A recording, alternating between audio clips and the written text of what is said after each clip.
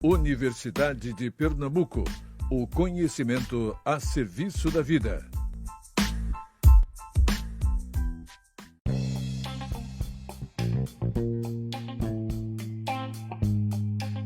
Olá, você está ouvindo o podcast apresentado por estudantes do Programa de Pós-Graduação Estrito Sensu em Educação da Universidade de Pernambuco, Campus Mata Norte, produzido pelos mestrandos Adriana Luz, Adriele, Jobson, Valdênia e Rosani. Esse espaço foi criado para discutir um tema extremamente relevante na atualidade. Falaremos sobre as metodologias ativas. Para entendermos melhor o que são e como podem ser aplicadas, receberemos uma convidada mais que especial. Meu nome é Jobson Jorge. Vem comigo!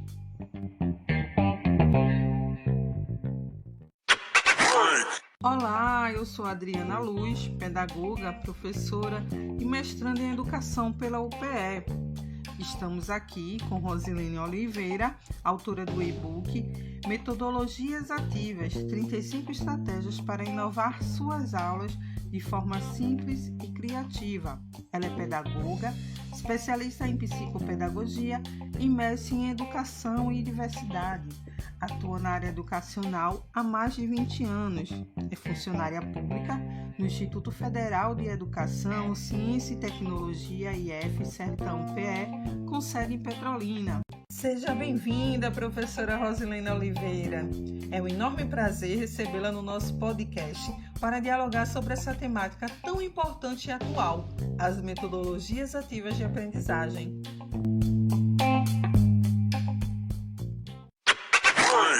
Para iniciar o nosso bate-papo, queremos saber como se deu o seu interesse, a relação com essa temática. Conta pra gente um pouco do começo dessa trajetória.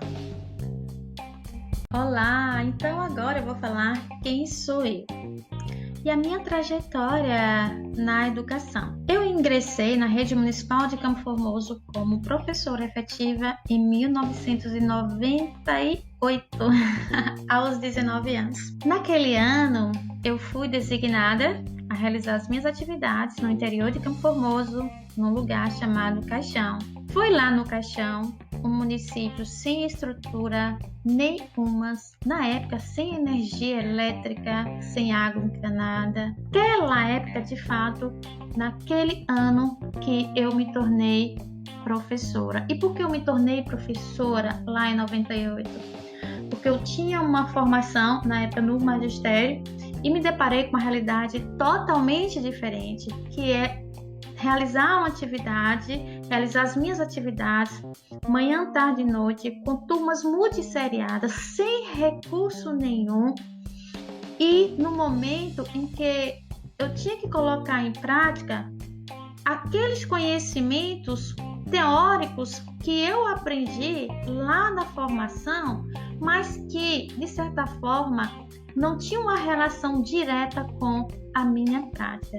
E foi naquele momento que eu tive que me reinventar, criar meus materiais, meus recursos, criar metodologias adequadas àquele contexto interior de Campo Formoso, classes multisseriadas, sem recurso. Então, a minha trajetória começou ali em 98. 2 anos após, ingressei no curso de pedagogia na UNEB, em Senhor do Bonfim. Fui então transferida para a sede de Campo Formoso. Comecei a realizar algumas atividades ainda em outros municípios, em outros povoados mais próximos da sede. Em 2005, eu fui trabalhar na Secretaria de Educação do município de Campo Formoso como chefe do Departamento da Educação Infantil e lá realizava atividades também de orientação, coordenação de projetos educacionais. Ainda naquele momento, realizei a formação, a especialização em psicopedagogia e comecei a atuar também na área de psicopedagogia. Em 2008, insatisfeita com as condições de trabalho de professor na rede municipal naquele ano, investi em estudos e passei num concurso público para o Instituto Federal do Sertão Pernambucano. Na época era Cefet. A partir de então, eu ampliei as discussões voltadas para a formação de professor, tanto no campus Petrolina Zona Rural, a nível de Instituto Federal, Sertão Pernambucano, como também fora, nos espaços de faculdades e universidades, inclusive aqui a própria PE, em 2017 até 2019, eu realizei atividades formativas aqui nos cursos de pedagogia, passei também pela a geografia, enfim. Que interessante ouvir esse relato tão rico. Professora, muitos dos nossos ouvintes podem não ter uma concepção teórica do que são as metodologias ativas. Nos ajuda a entender melhor? As pessoas sempre me perguntam, Rose, o que são metodologias ativas? Veja só, a gente costuma ver vários conceitos, inclusive as pessoas acham que metodologias ativas é uma metodologia de ensino, e não é. É uma concepção de ensino e aprendizagem. De forma resumida, vamos lá pensar. É um conceito que ele é amplo, que engloba diferentes práticas de ensino, tá? E tem como objetivo, um objetivo em comum, fazer do estudante o protagonista da sua aprendizagem. Ou seja, ele é também responsável de forma ativa pela sua aprendizagem, sabe? Deixando para trás aquela passividade das aulas expositivas e dando espaço agora para a criatividade, para a autonomia, e a aprendizagem ela se torna prazerosa, dinâmica e significativa. Em resumo, quando o professor ele planeja uma aula e nesta aula o aluno ele é o protagonista, ele é também o responsável pela aprendizagem, podemos então dizer que esta metodologia ela é ativa. Agora precisamos também compreender o seguinte: há uma diferença entre metodologia ativa e experiências de aprendizagem ativas. Porque alguns professores, esporadicamente, eles realizam uma atividade que interessante, que o aluno produz, que o aluno faz, que o aluno está ali realizando a atividade de mão na massa, e esse professor acha que está aplicando as metodologias ativas. Não. O professor que de fato aplica as metodologias ativas, ele sempre planeja atividades em que o estudante ele está ali ativamente, sempre, ok? Então, de maneira resumida, as metodologias ativas é um conceito amplo que engloba aí, então, principalmente, que está relacionada principalmente ao protagonismo do estudante. Em relação ao papel desempenhado pelo aluno e professor, é totalmente diferente daquele papel clássico que a gente conhece lá das aulas tradicionais, das aulas clássicas, né? O professor, ele exerce a função de professor e ao mesmo tempo de tutor. Tutor no sentido de ser aquela pessoa que vai orientar, que vai mediar, que vai acompanhar, analisar, avaliar o processo.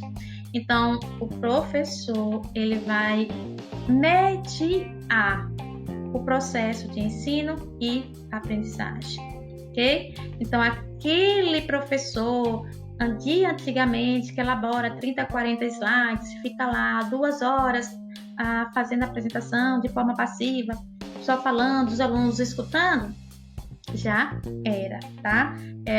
Esse professor agora é um professor que orienta, é um professor que questiona, é um professor que destila provocações, é um professor provocador. E, por outro lado, nós temos os alunos. E quem é esse aluno? É aquele aluno protagonista. Se o professor vai mediar, vai ter o aluno que vai fazer, vai ter o aluno que vai realizar alguma coisa. Então, o aluno ele é proativo, é um aluno criativo, ele é um aluno, inclusive, autorresponsável, no sentido de ter consciência que ele é também responsável pelo processo de aprendizagem. Então, ele vai, consequentemente, desenvolver ainda mais uma autonomia. Hoje, ele tem autonomia para guiar, para construir, para participar ativamente do processo de aprendizagem. E este professor que está por trás, que é também um professor protagonista, ele vai orientar esse estudante, ok? Observamos que algumas pessoas pensam que essas metodologias podem ser usadas apenas no ensino não presencial e no híbrido, além de pensarem que elas apareceram agora no período da pandemia da Covid-19. Rosilene, como pode convencer nosso público de que as metodologias ativas não têm barreiras? Então, quantas barreiras? Não há. Sabe por quê? Os professores acham que é difícil aplicar, que é difícil adotar as metodologias ativas.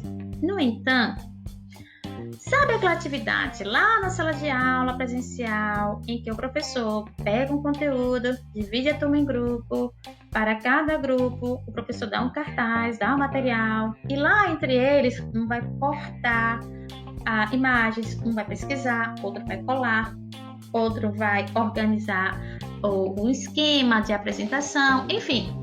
Ali é uma atividade colaborativa e planejada na perspectiva da metodologia ativa. Os alunos estão realizando atividades de forma ativa. Eles são, ali naquele momento, protagonistas. Agora, se esse professor, ele faz sempre, ok, faz parte das metodologias ativas. Ele pode dizer que ele já está adotando o que ele adotou. Agora, se é uma prática que o professor faz hoje, aplica daqui a uma semana, então, ali é somente experiências de aprendizagem ativa, tá? Experiências ativas de aprendizagem. Então, para adotar as metodologias ativas, o que é necessário? Primeiramente, o professor conhecer quais são as metodologias ativas, conhecê-las, escolher aquelas que fazem sentido para a sua prática, tá? E adaptar a sua realidade. Há diversas metodologias ativas, mas existem aquelas que eu, enquanto professora, me identifico mais, os alunos gostam mais, então eu preciso selecionar, ok? É claro que com os recursos digitais, a aprendizagem será potencializada. Claro, a gente sabe, mas na ausência também dos recursos digitais, eu consigo aplicar as metodologias ativas, ok? Para aquele professor ou professora que está nos ouvindo agora e que vê essas metodologias como algo muito distante da sua prática, nos diga quais exemplos de estratégias baseadas em metodologias ativas que esses docentes podem inserir em suas práticas.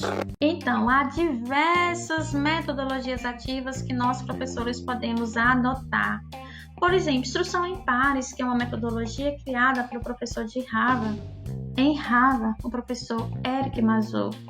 Aqueles painéis integrados que a gente já aplica na nossa sala de aula presencial, divide a turma em grupo, para cada grupo dá um tema, depois desfaz o grupo, refaz novamente com um representante de cada equipe anterior, de cada grupo.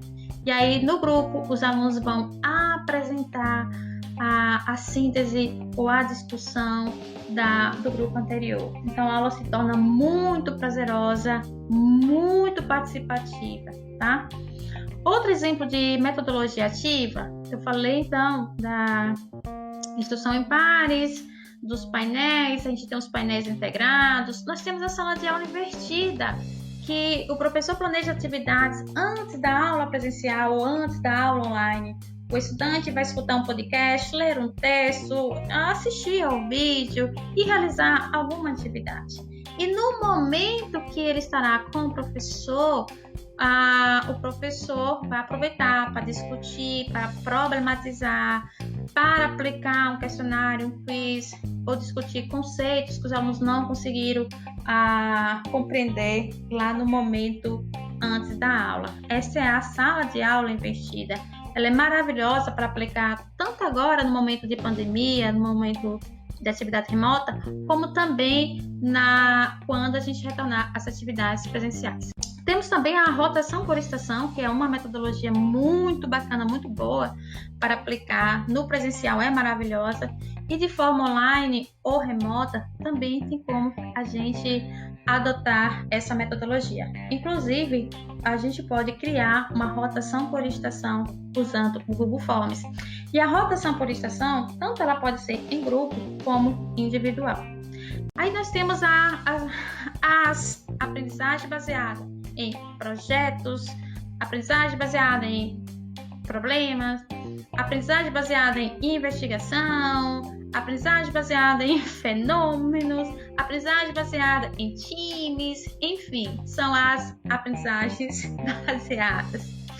Então, há diversas metodologias ativas, tá? A partir do momento que o professor ele para planejar a sua aula e a criar estratégias em que o aluno está ali ativamente sendo o protagonista, independente de existir essa metodologia passo a passo ou não, porque pode ser que o professor também ali está criando e hoje nós estamos sendo autores. Então, a partir do momento que o professor planeja ou cria uma metodologia, o aluno está ali realizando de forma ativa, eu posso então considerar uma prática de metodologia ativa, tá?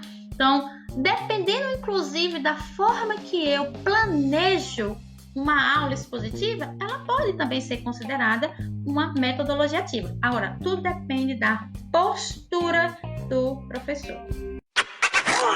Tenho certeza que nossos ouvintes estão ansiosos por mais orientações.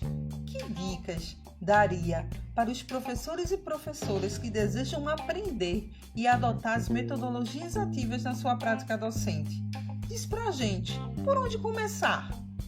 Vamos às dicas para os professores que querem adotar as metodologias ativas. Eu vou contar um pouco a minha experiência. Logo no início, eu fiz um levantamento com os estudantes. Como os estudantes aprendem? Então, eu fiz um levantamento e sempre faço isso. Faço esse levantamento, identifico quais recursos eu tenho, quais recursos o aluno tem, quais estratégias eu posso utilizar. Eu planejo essas atividades, sempre penso numa atividade teórica e uma atividade prática.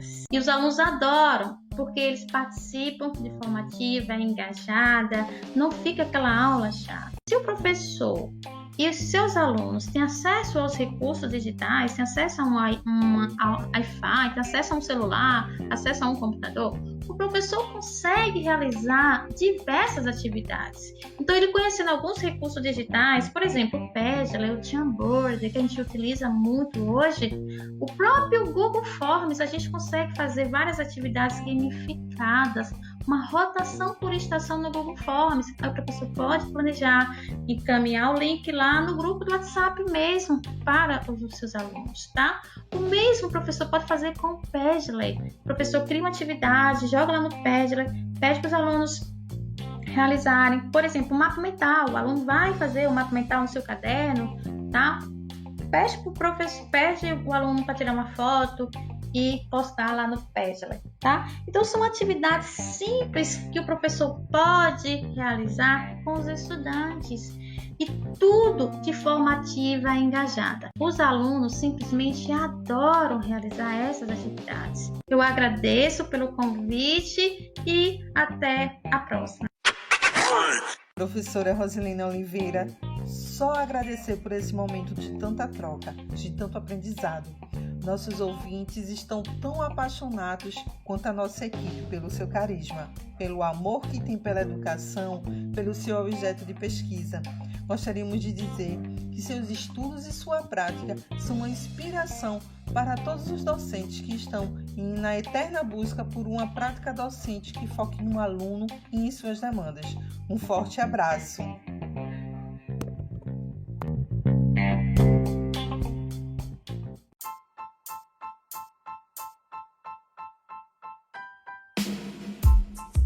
Universidade de Pernambuco, O conhecimento a serviço da vida.